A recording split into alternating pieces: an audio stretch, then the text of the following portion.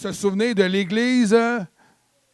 Non, ça c'est sur Sainte-Catherine, sur Papineau. L'autre église des Assemblées de la Pentecôte, ça s'appelait le Centre évangélique de Montréal. Amen. Moi, c'est là que j'ai connu toute cette belle gang-là. Pasteur Freddy, Pasteur Kev, toute la gang dans le temps que ça s'appelait le Centre évangélique de Montréal, maintenant nommé Gospel Vie. Très belle église, très belle assemblée dynamique, et on a le privilège d'avoir son pasteur aujourd'hui principal. Donc, est-ce qu'on peut accueillir notre frère Kevin ce matin?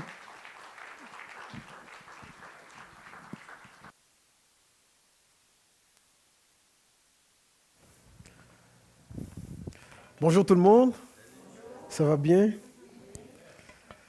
Je vais activer mon micro. On m'entend bien?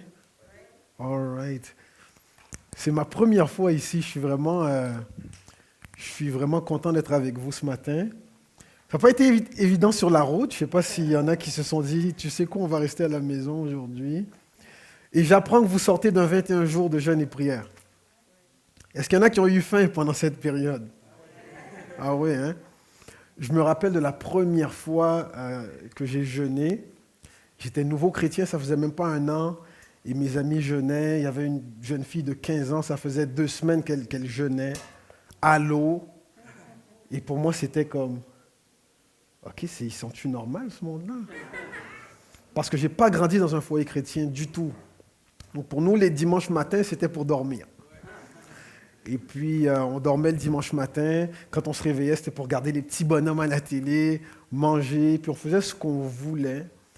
Et je me rappelle qu'un jour, c'était un dimanche matin assez tôt. Je me suis aventuré dans mon quartier. J'ai commencé à me balader. Et j'ai vu beaucoup d'enfants entrer dans un bâtiment. Alors, j'ai eu l'idée de génie de les suivre. J'avais environ 8 ans. Donc, je les ai suivis dans le bâtiment. À l'intérieur, il y avait beaucoup de monde. Je me suis assis en arrière et il y avait un pasteur en avant qui parlait. C'était une église. Je m'assois, j'écoute un peu. Et à un moment donné, il y a une dame qui s'est levée et elle a fait signe, comme ça à l'avant, et tous les enfants sont venus vers elle et ils l'ont suivi quelque part. Moi, j'étais un enfant, j'ai eu l'idée de les suivre aussi. Et on s'est retrouvés dans le sous-sol de cette église. C'était l'école du dimanche. On nous a assis par terre, on nous a fait colorier Jésus sur une belle feuille, on nous a parlé de Jésus. Et à la fin de l'activité, on nous a donné à chacun un berlingot de lait et un biscuit d'avoine. J'ai pris mon dessin, je suis rentré à la maison, et quand je suis arrivé, ma mère était en train de faire la vaisselle. Et elle se retourne et dit, mais t'étais où, toi? Et je lui dis, j'étais dans une église. Là, elle a arrêté de faire la vaisselle, t'étais dans une église? De quoi tu parles? Oui, maman, au bout de la rue, là-bas, là, à peu près 20 minutes de marche, il y a une église. Je vais y retourner dimanche prochain, donc il faut que tu m'habilles tout beau, et puis j'ai besoin d'une Bible. Le dimanche suivant, j'ai réveillé ma maman, elle s'est levée, elle m'a habillé, elle m'a mis J'avais un seul costume à l'époque, c'était un beau costume gris perlé, et elle m'a donné une Bible qui appartenait à sa maman, qu'elle avait retrouvée quelque part dans la maison. Et je partais à l'église comme ça. J'ai fait ça toutes les semaines. On avait l'éducation chrétienne, on jouait avec les enfants, à la fin, on nous donnait un berlingot de lait et un biscuit d'avoine, et puis on partait. Après quelques semaines, je me suis dit, ce serait bien si je pouvais ne pas y aller toujours seul. Alors le dimanche suivant, j'ai eu l'idée d'aller frapper à la porte de tous mes amis. Et donc, je frappais. Et quand les parents ouvraient, je disais, allez préparer mon ami, je l'amène à l'église. Et tous les enfants qui acceptent de venir avec moi, je leur promets un berlingot de lait et un biscuit d'avoine. Et je me suis retrouvé un été durant à conduire une douzaine d'enfants à l'église tous les dimanches matins. Et on entendait parler de Jésus. Après un certain temps, mon père a décidé qu'il fallait déménager parce qu'on habitait dans un quartier très dangereux à l'époque. C'est là que voyaient le jour les premières gangs de rue à Montréal. Et donc moi, j'ai vu la formation de ces gangs-là de mes yeux vus, comme on peut dire. Et mon père a dit, je ne veux pas que mon fils, j'ai 2 sœurs, je ne veux pas que mon fils et mes filles vivent dans cet environnement-là, alors on va déménager. Et c'est comme ça que j'ai perdu le contact, non seulement avec mes amis de l'époque, mais aussi avec l'église où j'allais à ce moment-là. Et je n'ai pas remis les pieds dans une église avant 10 ans plus tard.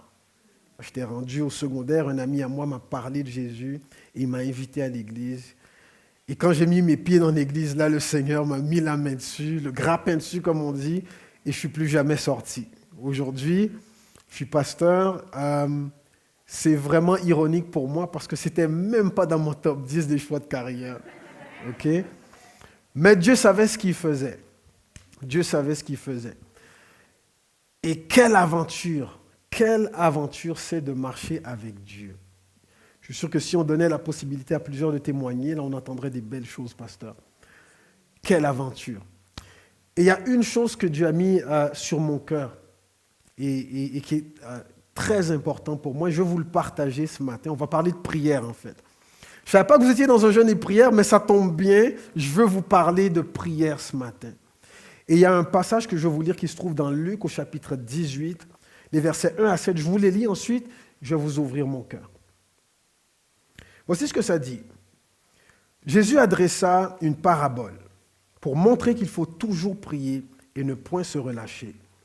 Il dit, il y avait dans une ville un juge qui ne craignait point Dieu et qui n'avait d'égard pour personne.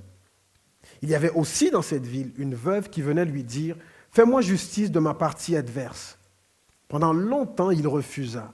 Mais ensuite, il dit en lui-même, « Quoique je ne craigne point Dieu et que je n'ai d'égard pour personne, néanmoins, parce que cette veuve m'importune, je lui ferai justice afin qu'elle ne vienne pas sans cesse me rompre la tête. » Le Seigneur ajouta, « Entendez ce que dit le juge inique. Et Dieu ne fera-t-il pas justice à ses élus qui crient à lui jour et nuit, et tardera-t-il à leur égard? Je vous le dis, il leur fera promptement justice. Mais quand le Fils de l'homme viendra, trouvera-t-il la foi sur la terre? » Amen. La prière, c'est important. Et parlant de jeûne et prière, je me rappelle la période où je me suis mis à prier pour recevoir le baptême du Saint-Esprit. J'ai prié, j'ai reprié, et il n'y a rien qui venait. Et mes amis recevaient, je voyais des gens recevoir qui venaient juste d'arriver dans l'église, et moi, ça faisait des mois que je priais, il ne se passait rien, pas en tout. J'ai prié pendant 1 an. J'ai prié pendant 1 an afin que finalement, Dieu me remplisse de son esprit. Et parfois, je dois vous avouer que je trouvais ça injuste. Parce que je priais avec autant de ferveur que les autres, mais moi, je ne recevais pas ce que je voulais recevoir. Mais en même temps, pendant cette période-là, j'ai quand même appris à prier. Parce que quand j'ai commencé à fréquenter l'église, je ne savais pas prier. Et donc, je ne priais pas vraiment. Et quand on m'a dit qu'Evans, c'est important la prière, c'est important de communiquer avec Dieu, c'est important de venir dans la présence de Dieu, de lui adresser tes besoins. Et moi, je ne savais pas comment faire ça. Alors, j'ai eu l'idée de simplement venir dans la présence de Dieu et lui réciter le Notre Père. Et à chaque fois que je priais, c'est tout ce que je disais, moi. Je récitais le Notre Père. Et après, je me suis dit, Dieu, il doit trouver ça plate, mes prières à moi. C'est toujours la même chose. Notre Père qui es aux cieux, que ton nom soit sanctifié, et ainsi de suite. Après ça, j'ai switché, je me suis dit, tu sais quoi, il doit aimer le psaume 23, le Seigneur.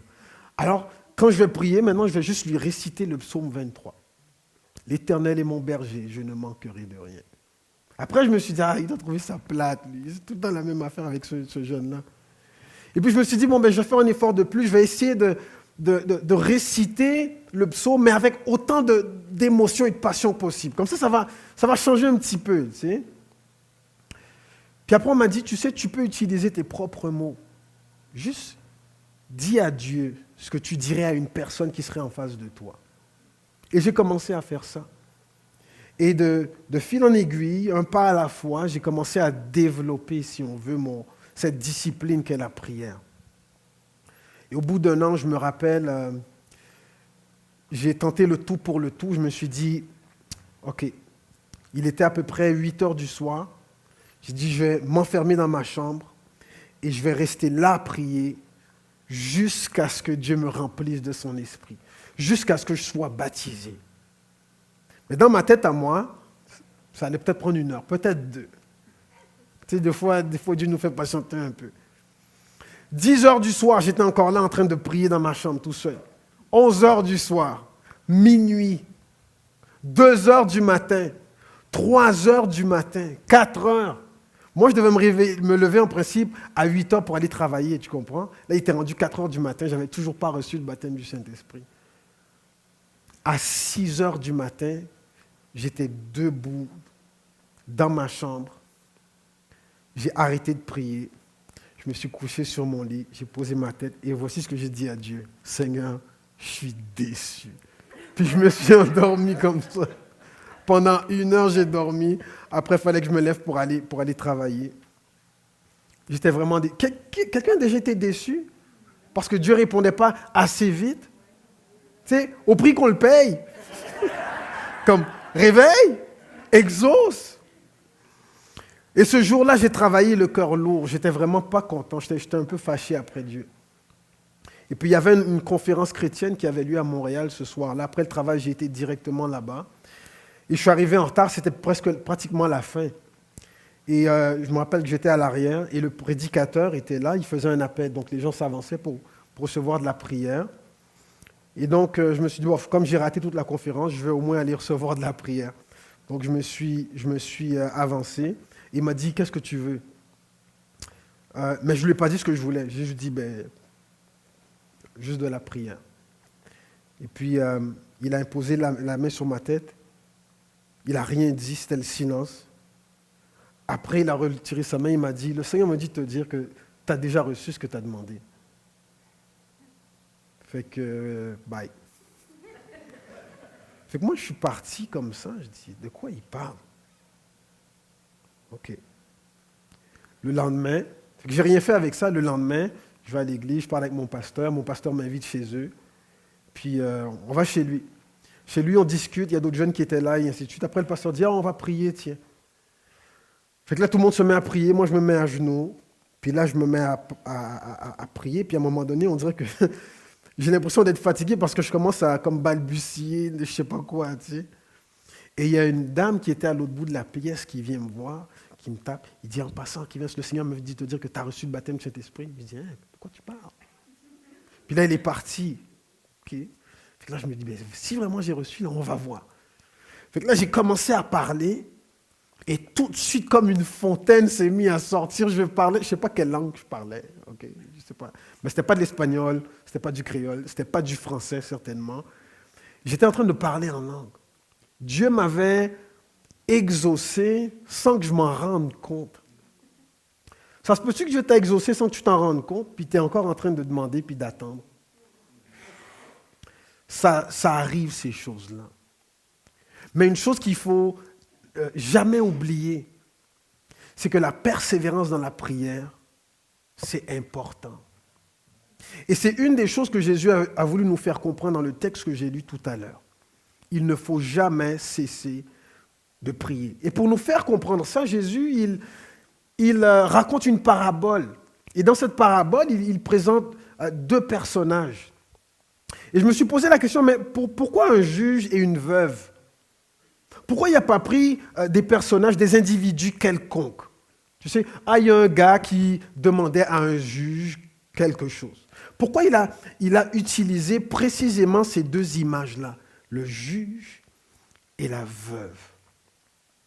Et quand on lit cette parabole, on peut avoir tendance à penser que Dieu veut nous parler de la veuve qui persévère dans la prière, qui persévère dans sa demande, mais Jésus veut nous parler d'autre chose ici. En principe, en littérature biblique, le premier personnage qui est mentionné, c'est celui auquel il faut prêter attention. La parabole de Jésus commence par en disant il y avait dans une ville une veuve. Mais sa parabole commence par il y avait dans une ville un juge. Le premier personnage qui est mentionné, c'est lui qu'il faut observer. Et donc Jésus nous présente d'abord un juge. Et il nous dit 2 choses sur ce juge-là. D'abord, il dit, 1, il ne craint pas Dieu, et ensuite, il n'a d'égard pour personne. Ce juge-là ne craint pas Dieu, et il n'a d'égard pour personne. En d'autres mots, il n'aime pas Dieu et il n'aime pas son prochain. OK? Je n'aime pas Dieu, je n'aime pas mon prochain. Et il faut savoir aussi que les juges de l'époque sont très différents des juges d'aujourd'hui. Ce n'est pas des magistrats. Aujourd'hui, tu veux voir un juge, tu vas au tribunal, tu sais, il siège, il y a un greffier qui est là, il y a une espèce de tribune, et ainsi de suite. Ce n'est pas de ce genre de juge-là dont il est question. Les juges de l'époque biblique sont des leaders communautaires. Parfois, c'était même des leaders militaires. Si vous avez l'exemple de Gédéon, qui était juge notamment en Israël. Donc, c'est des leaders de la communauté qui ont la charge d'une partie de la population, et ils doivent veiller à la paix, la cohésion sociale, et ainsi de suite. Donc, ils jouent ce rôle-là. Okay? Et donc, ce n'est pas le genre de juge auquel nous, on pense aujourd'hui. Et à cette époque, au moment où Jésus raconte la parabole, les juges dont il est question à cette époque-là, ils n'en ont pas en Israël. Gédéon n'est plus là, Samson n'est plus là. Ce genre de leader-là n'existe plus au sein du peuple juif de l'époque. Et donc, quand Jésus raconte cette parabole, à qui est-ce qu'il pense exactement? Ceux qui exerçaient cette fonction-là, en principe, à l'époque, dans la société ou dans la communauté, c'était les juges romains. D'accord? Et donc, dans l'esprit des Juifs, dans l'esprit des auditeurs de Jésus, ils ne sont pas en train de se dire « Ah oui, le juge dont il parle, là, c'est un de nos juges à nous. » Non. Ok, ça, c'est certainement un Romain dont il parle ici. Déjà parce qu'il dit « Il ne craint pas Dieu. » Les Romains, ils n'aiment pas Dieu. Ils ne craignent pas notre Dieu, en tout cas. Et ils n'aiment pas leur prochain. Les Romains ne nous aiment pas, nous. Et donc, dans leur esprit des auditeurs de Jésus, certainement, Jésus parle d'un Romain. C'est vrai que les Romains, là, ils n'aiment pas Dieu, puis c'est vrai qu'ils sont méchants, ils ne nous aiment pas. Déjà, il faut savoir que le peuple d'Israël, à cette époque-là, ils ne sont pas maîtres chez eux. Après avoir été exilés à Babylone, ils sont revenus plus de 70 ans plus tard. Ils sont revenus à la maison, mais ils n'étaient plus vraiment chez eux. C'est les Romains qui gouvernaient d'une main de fer. Ils étaient sous occupation, sous tutelle, si on peut le dire comme ça. Okay? Donc pour eux, Jésus parle d'un païen. Ce juge-là de la parabole, c'est un païen. Et donc c'est ce qui permet d'accentuer dans notre esprit le contraste que Jésus essaie de faire entre les juges que vous connaissez et Dieu, qui est un juge très différent. Et Jésus veut qu'on comprenne que Dieu est très différent comme juge de ceux qui gouvernent ou de ceux qui exercent le leadership dans notre communauté. Jésus n'est pas comme eux. Dieu est différent. Quand Jésus dit, il nous apprend à prier notre Père qui est aux cieux, que ton nom soit sanctifié, que ton règne vienne. On veut que Dieu règne sur nous parce qu'il est juste, parce qu'il est bon, parce qu'il est bienveillant et généreux. On veut un tel leader sur nos vies. Mais Jésus veut nous faire comprendre que ce juge-là, qu'est Dieu, il n'est pas comme les autres. Il est très différent des autres. Et après ça, il nous parle d'un autre personnage, la veuve ici. Cette veuve-là qui est mise en contraste avec ce juge. Et il ne nous donne pas beaucoup d'informations sur elle, à part le fait qu'elle est une veuve. Et ça nous dit tout sur elle. Quand il a parlé du juge, il dit, lui, il ne craint pas Dieu, il n'a d'égard pour personne. Donc il n'aime pas Dieu, il n'aime pas son prochain non plus.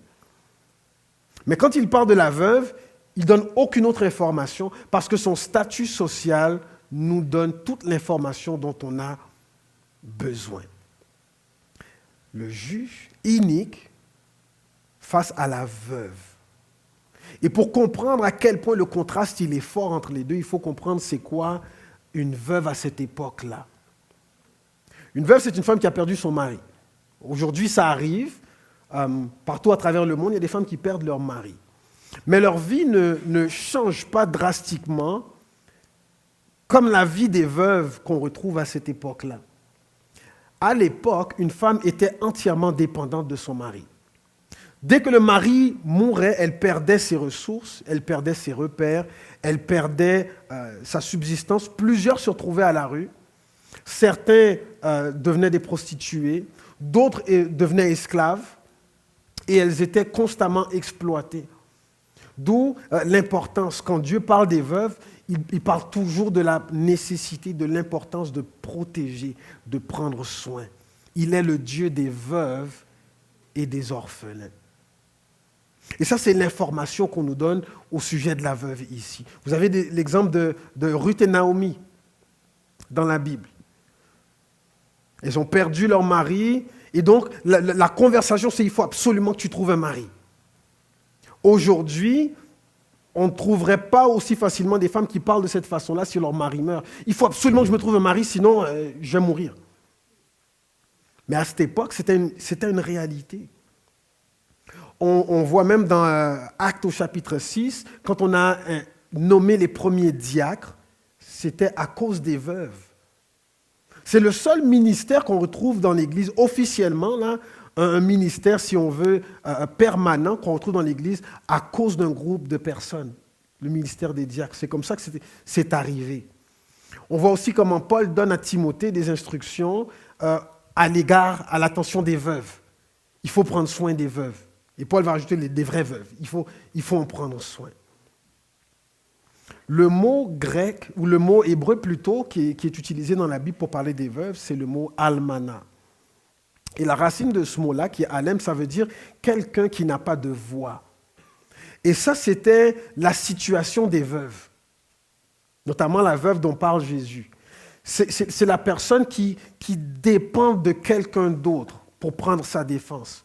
Quelqu'un qui dépend d'une autre personne pour parler pour elle, pour parler en sa faveur. Parce que si elle n'a pas quelqu'un pour se tenir debout pour elle, sa vie va devenir très problématique, précaire sa situation. Et donc quand Jésus dit qu'il y a une veuve dans une ville, ce qu'il est en train de dire, c'est qu'il y a une personne vulnérable, qui est exploitée, victime d'injustice, qui non seulement vit dans la précarité sur le plan économique, mais même au niveau social. Elle est ostracisée, marginalisée, parce que c'était ça la situation des veuves de l'époque. Et donc, Jésus met en contraste une personne, un juge, qui est au sommet de l'échelle sociale, avec une personne qui est complètement au bas de l'échelle. Et il dit, cette personne-là demande à cette personne-là de faire justice. Il a le pouvoir de le faire, mais il n'a pas la volonté, parce que son cœur est dur. Et la seule façon pour elle de s'en sortir, c'est si lui, il change d'idée. Il n'y a rien d'autre qui peut se passer pour elle. C'est son seul recours. Parce que la société en général ne protégeait pas les veuves. Son seul recours, c'est cet homme-là. Son seul recours. Et voici ce que Dieu dit au sujet des veuves. La Bible nous parle du cœur de Dieu. Dans Jérémie 49, le verset 11, voici ce que ça dit. « Quand vous ne serez plus là, je ferai vivre vos orphelins et vos veuves pourront compter sur moi. » C'est ce que Dieu dit au sujet des veuves. Exode 22, verset 21. « Vous n'affligerez jamais la veuve ni l'orphelin. » Donc faites-leur pas de mal. Et ça revient souvent dans la Bible.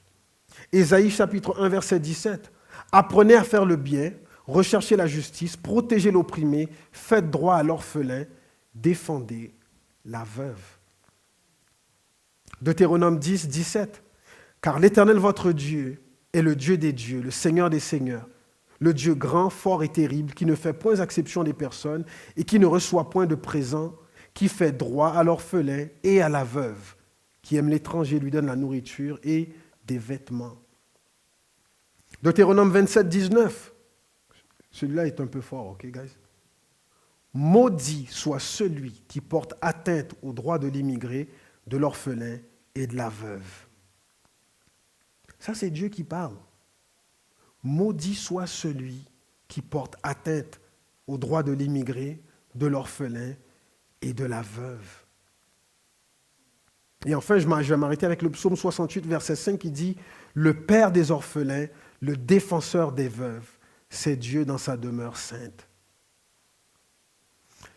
Ça vous parle du cœur de Dieu à l'égard des veuves. Et donc Jésus, imaginez-vous, raconte cette parabole où il met en contraste un juge qui est méchant et une veuve. Et quand tu comprends le cœur de Dieu pour les veuves, tu comprends que ce juge inique-là, il ne représente pas du tout le cœur de Dieu. Du tout. Le cœur de Dieu pour la veuve est comme le cœur d'un père Et donc même quand tu pries à Dieu et il semble que la réponse ne vient pas, ce n'est pas parce que Dieu ne se soucie pas de ta situation. Ce n'est pas parce qu'il ne s'intéresse pas à toi. Ce n'est pas parce que tu n'es pas important. Le cœur du Père est toujours porté vers son enfant. S'il y a des papas ici, vous avez certainement fait ce que moi j'ai fait souvent. J'ai 3 enfants en passant. Aujourd'hui, ce sont des ados.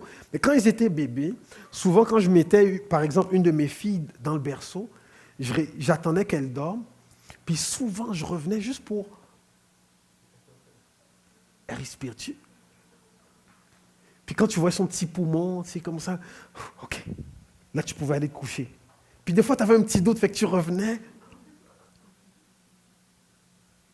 Elle respire. OK. Puis tu étais toujours en train de te demander si ça allait bien, si bébé était confortable.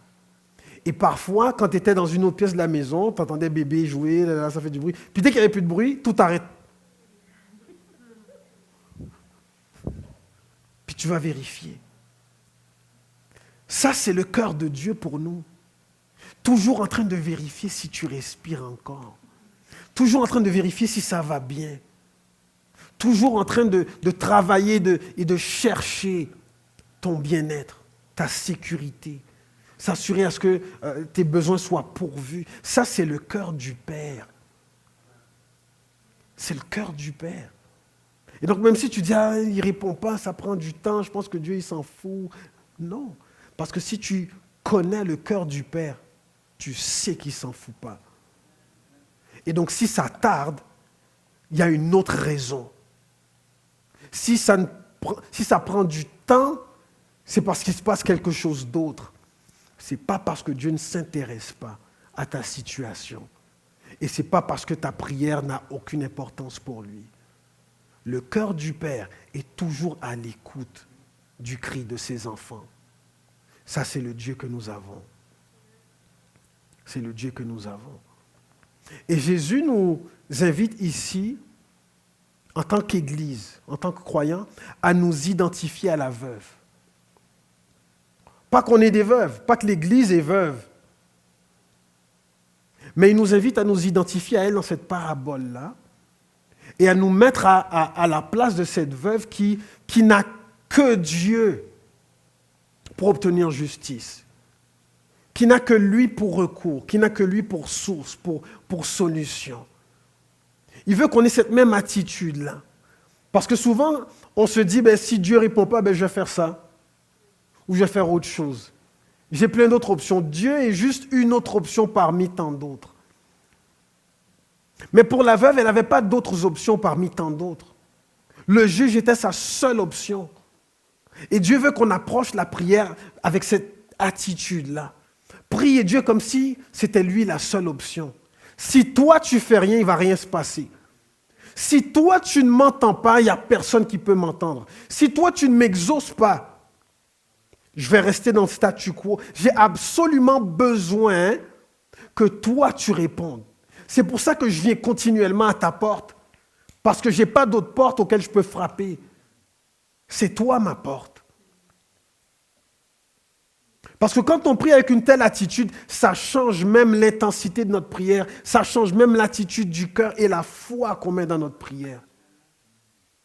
Parce que si je sais que je n'ai que toi, alors je vais frapper à ta porte jusqu'à ce que tu t'écœures. Mais la bonne nouvelle, c'est que Dieu n'est jamais écœuré qu'on frappe à sa porte, parce qu'il a un cœur de père. En tant que parent, des fois on est tanné, avant. Right? On est tanné. On veut que nos enfants nous laissent tranquilles. Ils abusent. Mais Dieu, lui, il n'est jamais tanné. Tu n'entendras jamais le Saint-Esprit te dire « Quoi encore ?» Est-ce que c'est arrivé à quelqu'un ici? Moi non plus. Et je vous assure que des fois, là, j'ai frappé, là. Mais tu n'entendras jamais Dieu te dire « Ah, je suis tanné, qui prie, lui. Arrête. » Non, Dieu te demande de prier sans cesse. Prie sans cesse. Continue, lâche pas. Il y a une raison pour laquelle tu dois patienter, mais ne te relâche pas. Continue de prier. Quand Daniel a prié pendant 21 jours, l'ange est venu et il a dit à Daniel, écoute, dès que tu as ouvert ta bouche pour commencer à prier il y a 21 jours, la réponse était déjà partie. La réponse était déjà en route. UPS. Donc si ça a pris 21 jours, ce n'est pas parce que Dieu ne faisait rien. Il y a eu un combat. Lui, il dit, il y a eu un combat spirituel qui a retenu la réponse. Ce n'est pas parce que Dieu était parti en vacances.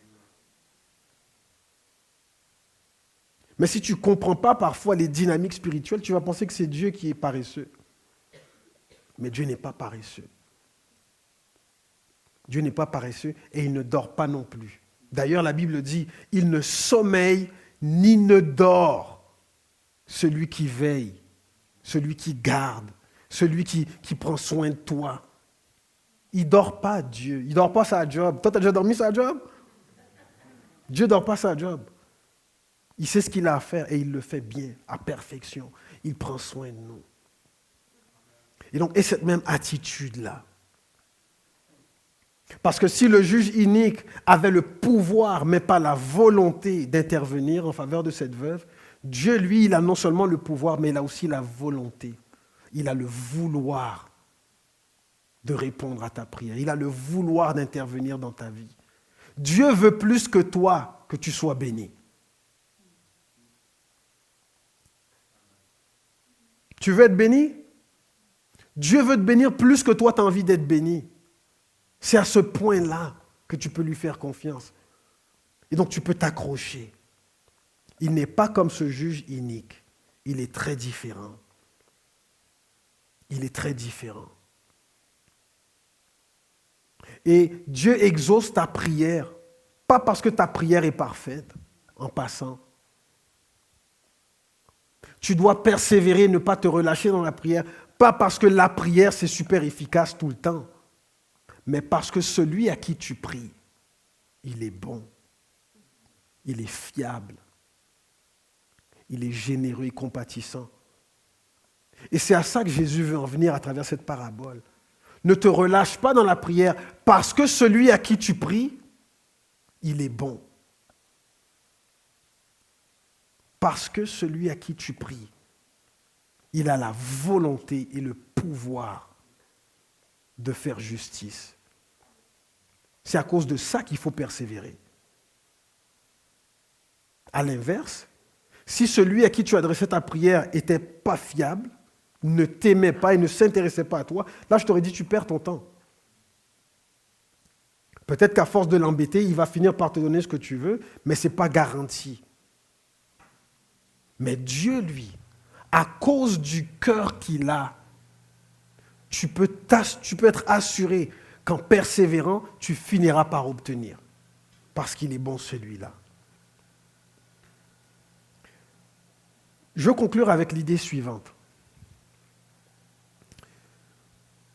La veuve ne demande pas n'importe quoi au juge. Elle demande que justice soit faite.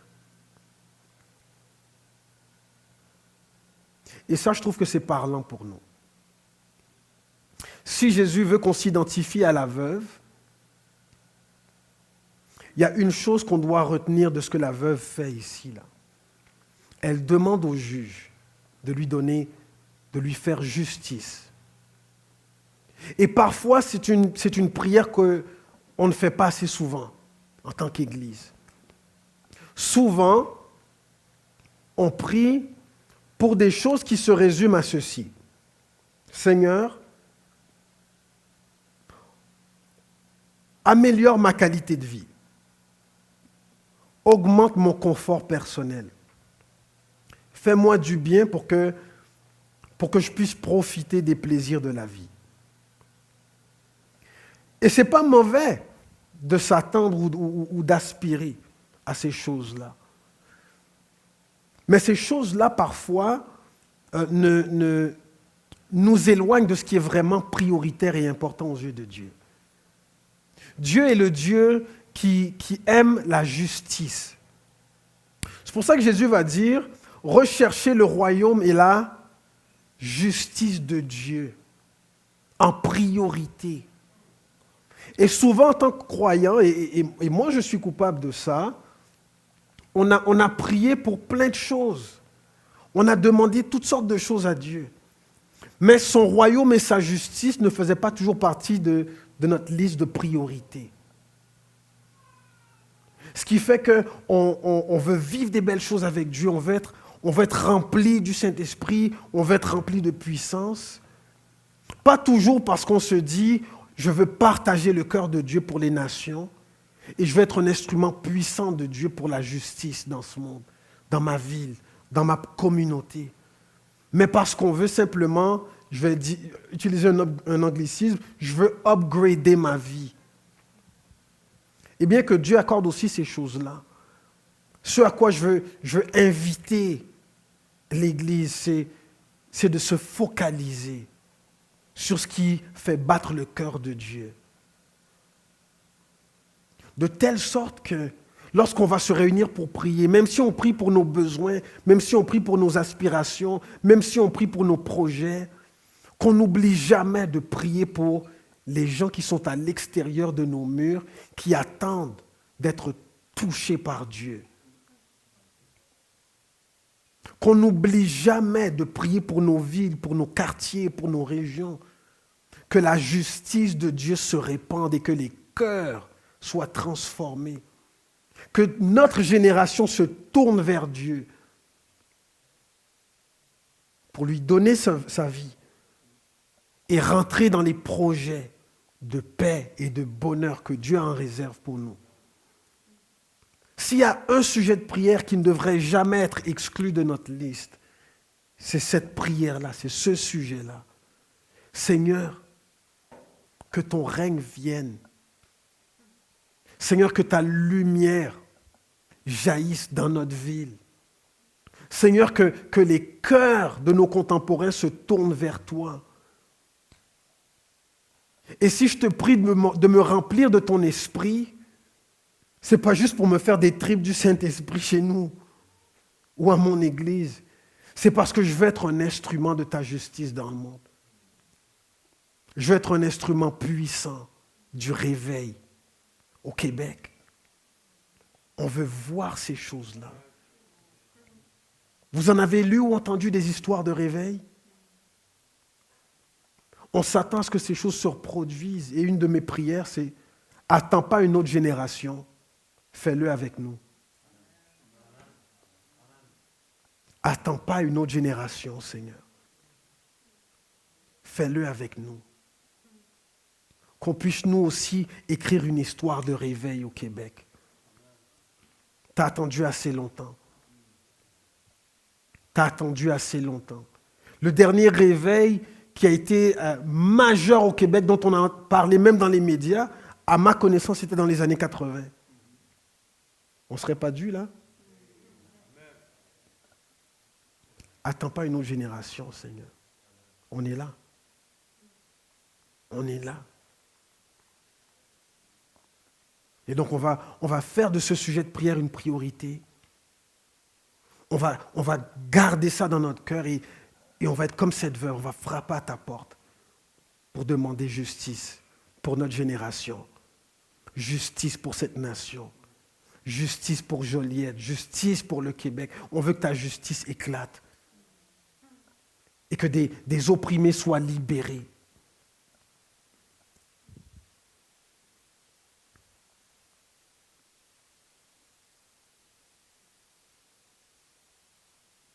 Le Seigneur ajouta, « Entendez ce que dit le juge inique. Et Dieu ne ferait-il pas justice à ses élus qui crient à lui jour et nuit, et tardera-t-il à leur égard? Je vous le dis, il leur fera promptement justice. Mais quand le Fils de l'homme viendra, trouvera-t-il la foi sur la terre? »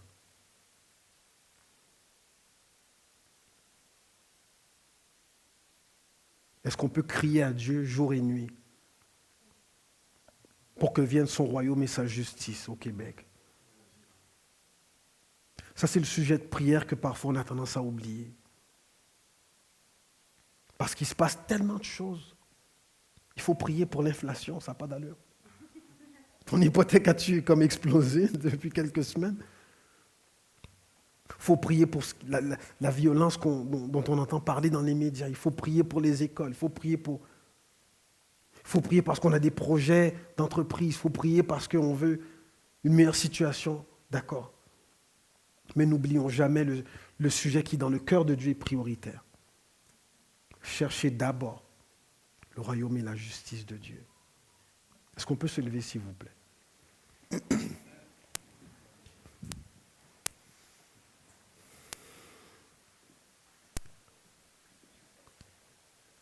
Alléluia.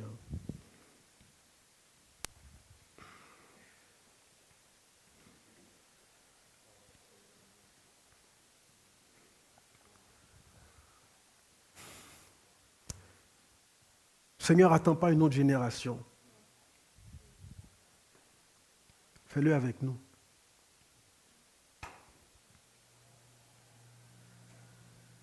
Attends pas d'autres familles.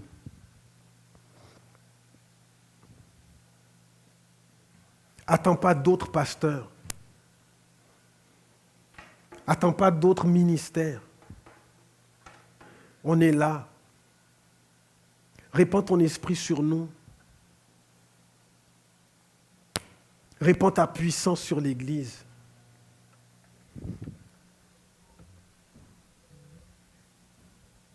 Et peut-être que la seule chose que Dieu attendait pour faire éclater un réveil, c'est que l'Église dise, OK Seigneur, ta priorité va devenir notre priorité. On ne va pas se rassembler juste pour faire des belles réunions. On ne va pas se rassembler juste pour remplir une case horaire dans la semaine. On ne va pas se rassembler juste pour dire que il faut se rassembler toutes les semaines, donc on l'a fait, on se revoit la semaine prochaine. On va se rassembler, Seigneur, pour faire ta volonté. On va se rassembler pour crier à toi. On va jeûner, on va prier, on va s'outiller, s'équiper pour être entre tes mains des instruments du réveil au Québec. On va se rassembler pour t'accueillir et te faire toute la place. N'attends pas une autre génération, fais-le avec nous.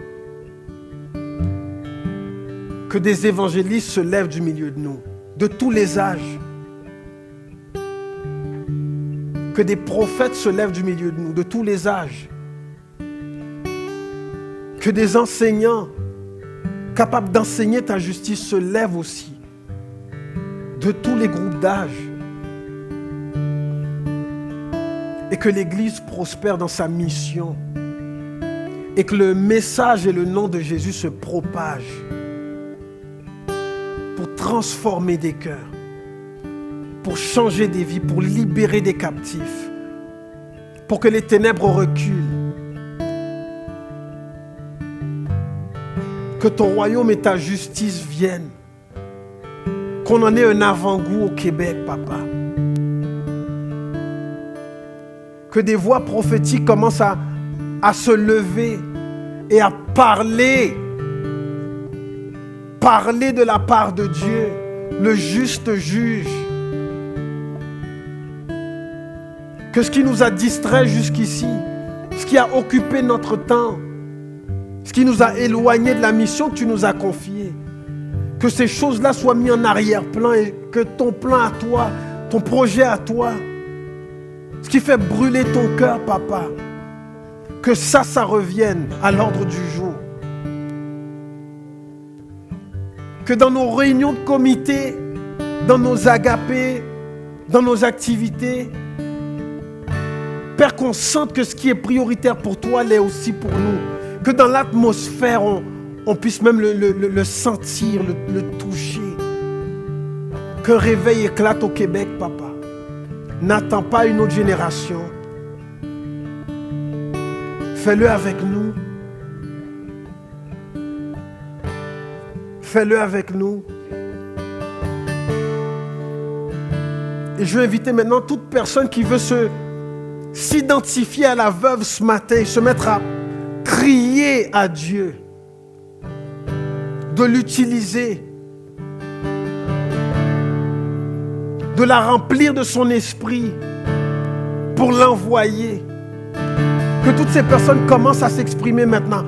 Ouvrez vos bouches, parlez-lui, parlez au juge, le juste juge, parlez au Père. Dis-lui, envoie-moi, n'attends pas quelqu'un d'autre, je suis là. N'attends pas une autre génération, n'attends pas une autre femme, n'attends pas un autre homme. Je suis là, utilise-moi, moi je suis là. J'ai pas tous les dons, j'ai pas tous les talents, j'ai pas toutes les connaissances, j'ai pas toutes les ressources. Mais tu peux m'utiliser moi. Je veux faire partie de ton mouvement de réveil. Je veux faire partie de ce que tu fais sur terre. Je veux faire partie de ce que tu veux faire pour le Québec. Je veux en faire partie. Utilise-moi. Peu importe mon âge, peu importe mon bagage, peu importe mon arrière-plan, peu importe tout ce qu'il me manque encore. Je veux faire partie de ce que tu fais au Québec. Utilise-moi. Je veux rentrer dans mon appel. Je veux répondre à ton appel. Et je veux que tu m'utilises, papa, pour ta gloire. Je ne veux plus perdre de temps. Je ne veux pas m'asseoir. Je ne veux pas rester sur mes lauriers. Je veux avancer. Je veux faire ce que tu attends de moi. Je veux participer à ce que tu fais, Seigneur. Remplis-moi et envoie-moi. Remplis-moi et envoie-moi. Remplis-moi et envoie-moi. Remplis-moi. Remplis-moi et envoie-moi. Remplis-nous, Seigneur. Envoie-nous et utilise-nous. Et utilise-nous. On veut voir ta gloire au Québec.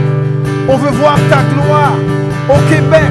On veut voir ta gloire au Québec, papa. On veut voir ta gloire. Il y a trop de gens assis dans les ténèbres qui attendent toujours que justice soit faite, que ta lumière éclate, que ton Église, papa, remplisse sa mission. N'attends pas une autre génération. Fais-le avec nous. Fais-le.